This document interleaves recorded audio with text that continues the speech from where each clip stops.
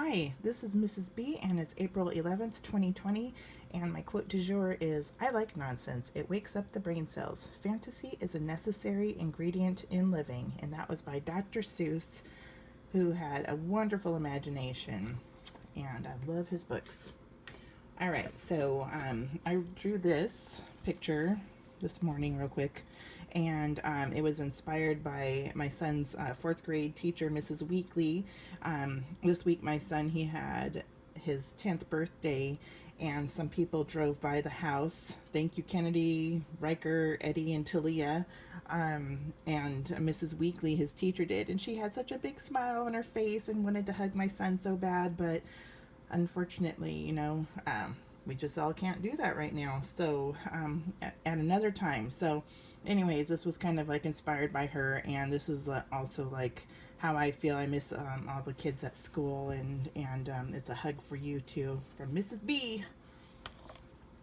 All right, today's story that I got here is Gluey. It's a snail tale. And I just got this in the mail yesterday. I ordered it. I was looking for it, but I have no idea where it is. And so I just went ahead and ordered another one. And when I find the other one, I can just donate that somewhere. And this is a story by Vivian Walsh and J. Otto Siebold. I hope I'm pronouncing his name or her name correctly. And it's a Harcourt Inc. publication. Gluey, A Snail's Travails. I really like the illustrations, they're so cute. This is the story of Gluey the snail. Once upon a time, in a lovely meadow, a stone's throw away, a bunny found an empty house and moved right in. She was surprised the house was empty because to her it looked like the best house in the world. She painted her name on a sign, Celerina, and hung it over the door. Now she felt more at home.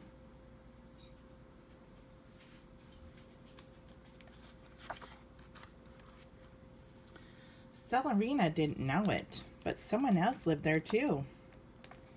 It was a snail named Gluey. Gluey noticed Celerina right away. He thought she looked like a nice bunny, but he was amazed by how fast she could move. Gluey hoped they would become good friends. Gluey was a carpenter snail. He had been working on the house for as long as he could remember. Houses are very important to snails. Gluey had two, the shell on his back, which was in perfect shape, and the bigger house that was always getting new cracks. Gluey didn't like cracks. He fixed them.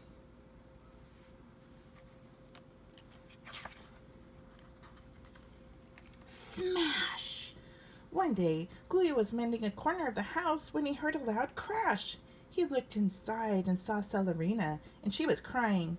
She wiped her tears with her ears and wailed, "Oh, my favorite vase destroyed!" In his tiny snail voice, Gluey called out, "I can fix that!" But Celerina couldn't hear him. Snails go slow. By the time Gluey got to the vase, the sun had set, it was night time, and Celerina was sound asleep. Carefully, Gluey began his work. Going slow is the best way to fix a vase. When he was done, Gluey thought the vase looked perfect. He knew Celerina would like it too. Gluey climbed back out of the window, curled up in his shell, and fell fast asleep. Early the next morning, Celerina found her repaired vase. How could this be? She wondered happily. Who could have fixed this for me? And then she thought, maybe it was magic. And she ran off to tell the other animals and was gone before Gluey woke up. 2 weeks passed. Celerina loved her house. Anytime she broke something, all she had to do was go to sleep, and then the next morning she would find it fixed. My house is magic, Celerina told her friends. I love it. She told them about the things the magic had fixed. A teapot, a teacup, a plate, her favorite vase, and even the cracks in the side of the cracks in the walls of the house itself. The animals were not impressed. Maybe they don't believe me, she thought. but most of them lived in holes underground or up in a tree, and they weren't sure what Celerina was talking about.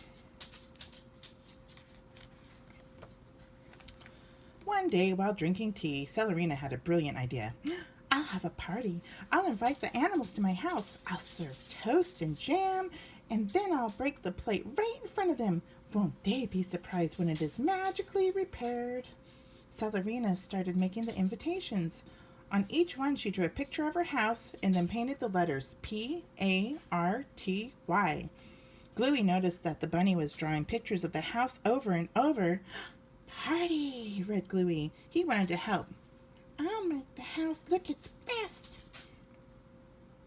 The decorations went up on both the inside and the outside of the house. And this little note says, party at Celerina Bunny's house. An enchanted afternoon of toast and jam. I don't have my glasses on, so I had to squint there. On the day of the party, Celerina was in her garden. She looked up at her house. It made her smile. Oh, it's never looked better, she said to no one in particular. Thanks, said Gluey. Celerina saw that a snail was speaking to her. Oh, what are you doing on my window? Demanded Celerina. Oh, I'm almost done here. I'm Gluey. Gooey, she asked. Her nose twitched. Well, I am Celerina, and this is my house. I'm having a party today, and you're not invited. No, not Gooey. My name is Gluey, and But before Gluey could finish, Celerina plucked him off the wall and flicked him across the meadow.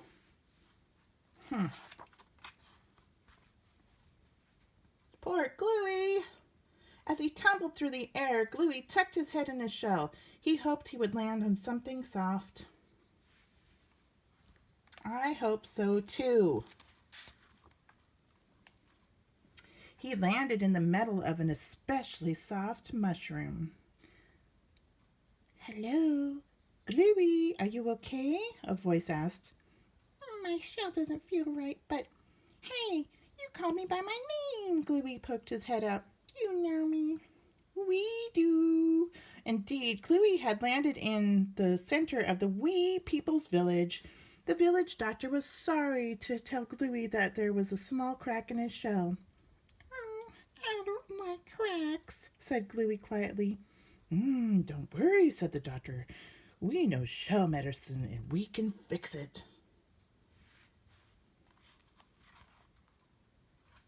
When Gluey was feeling better, he asked the wee people how they knew his name.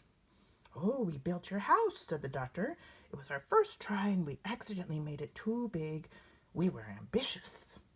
Oh, you were good at fixing things, Gluey, said a little girl. If it wasn't for you, the doctor said, the house would have fallen down a long time ago. Oh, the house! Celerina's party! I have to get back, said Gluey. But the party had already begun. None of the animals had ever been inside a magic house before. Some of the chickens looked nervous. A swan got a funny feeling about her teacup. She decided to take it back to her nest. As she tried to sneak it into her purse, it fell and loudly broke into 100 pieces. Oops, said the swan. Oh, don't worry about that, said the lovely hostess Celerina. Oh, just leave it there. That teacup will be fixed, and this plate too, Celerina said as she smashed it on the floor. Everyone was silent. Then all the animals smashed their cups and plates on the ground too. A few animals, more wild than the others, began to push. There was a loud noise, and the wall shook, and then the house broke into pieces. Oh, not to worry, said Celerina. This house will be fixed. It's an overnight kind of magic. Come back tomorrow morning and you'll see.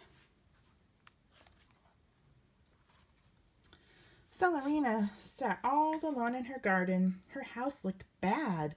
It was going to take a lot of magic to fix things this time.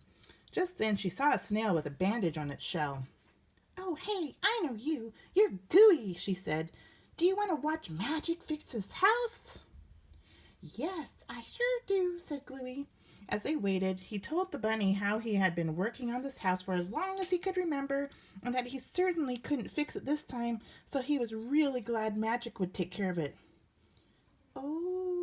said the bunny for a long time, until she could think of something better to say. And then she did think of something. Gluey, this time I'm going to fix the house for you. And she tried to push a big piece of the house back where it belonged, but it was too heavy. Celerina told Gluey her friends were coming in the morning. They'll be coming to see the house, but they would be much more excited to find out about you. And Celerina and Gluey had a lot to talk about, having lived in the same house and all. Then, tired from all her work, Celerina said, Good night, Gluey. I can't fix this house tonight.